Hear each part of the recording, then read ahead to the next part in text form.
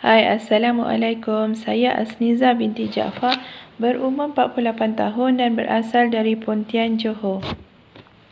Sebelum saya bernutrisi, berat badan saya 75 kilogram dan mempunyai banyak masalah, antaranya tekanan darah tinggi, sakit tumit, sakit pinggang, cepat semput bila naik tangga dan cepat stres.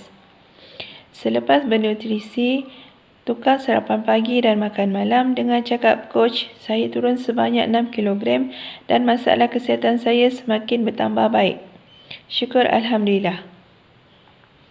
Okey, kita teruskan untuk topik hari ke-11 iaitu 8 kesilapan turun berat badan. Kesilapan yang pertama, tidak ambil karbohidrat. Bila stres berat badan naik, terus jadikan karbohidrat itu sebagai musuh. Itu tidak tepat sebab karbohidrat diperlukan oleh badan kita.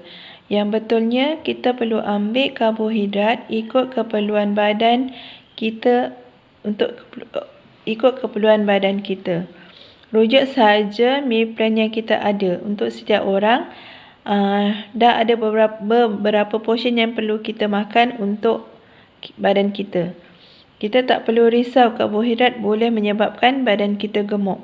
Yang menjadikan kita gemuk ialah kita ambil terlalu lebih karbohidrat. Kesilapan yang kedua, kita makan terlalu kurang. Nak turun berat, nak cepat turun, kita kena kurangkan makan. Sebenarnya, konsep itu adalah kurang tepat. Bila kita kurangkan makan, kita akan kekurangan nutrisi dalam badan kita. Keperluan makan yang kita ambil mestilah sesuai keperluan badan masing-masing. Rujuk kepada topik hari pertama, iaitu kawalan kalori bukan makanan. Kesilapan yang ketiga, tak makan malam. Asal diet je tak makan malam. Asal tak makan malam je diet. Okey, yang ni juga benda yang kurang tepat untuk kita amalkan. Sebenarnya kita boleh makan malam. Syaratnya kita bukan makan lewat malam dan bukan makan berlebihan pada lewat malam. Bila malam tu, ikutlah meal plan yang disarankan oleh coach masing-masing. Kesilapan yang keempat, ambil sayuran dan buah-buahan sahaja. Makan sayuran dan buahan ini tak dapat memenuhi zat untuk badan kita. Kena ada karbohidrat, protein, lemak, fiber dan sebagainya. Kena cukupkan zat, bukan ambil sebahagian zat sahaja.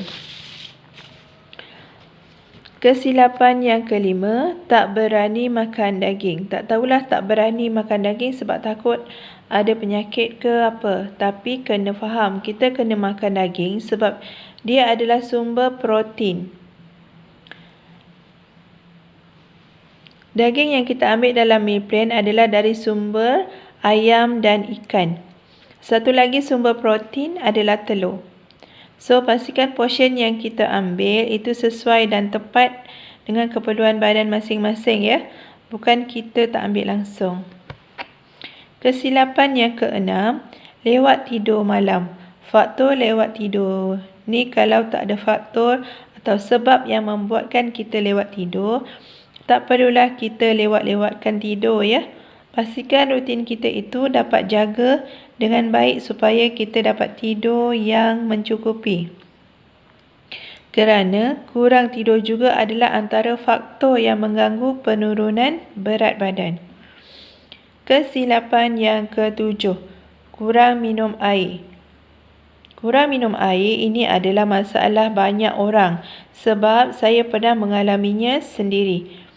Kalau kita kurang minum air, kesannya kita boleh nampak kulit jadi kusam, bibir jadi kering, dan yang tak nampak bila kita kurang minum air ni, kita punya nutrisi tak dapat diserap dengan baik dan oleh badan kita. Jadi, pastikan minum air ikut keperluan masing-masing. Kesilapan yang ke-8, senaman yang keterlaluan. Nak bersenam tu boleh, tapi kat dalam mana-mana program diet, senaman itu bukan faktor utama dalam penurunan berat badan. Dalam program kita ini, ingat tak berapa persen sumbangan senaman dalam penurunan berat badan?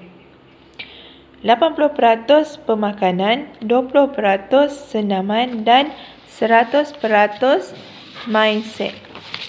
Jadi, pastikan kalau yang bersenam tu janganlah over, sampaikan lepas bersenam tu bagi keletihan pada badan kita, atau lepas bersenam badan jadi sakit-sakit otot, dan pastikan bersenam ikut senaman yang sesuai. Kalau kita masih lagi dalam keadaan yang masih berat sangat, dan tak bolehlah kita bersenam yang berefek tinggi, kena mulakan senaman dengan senaman kardio dan jangan paksa diri bersenam. Kalau masih lagi tidak mampu, cukup hanya dengan jaga pemakanan, sebab 80% daripada faktor yang menyumbang penurunan bukan senaman yang paling utama. So, itulah sahaja 8 sebab kesilapan dalam turun berat badan yang biasa berlaku pada kita. Sampai sini sahaja topik yang saya sampaikan.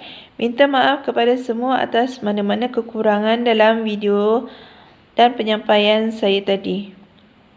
Assalamualaikum.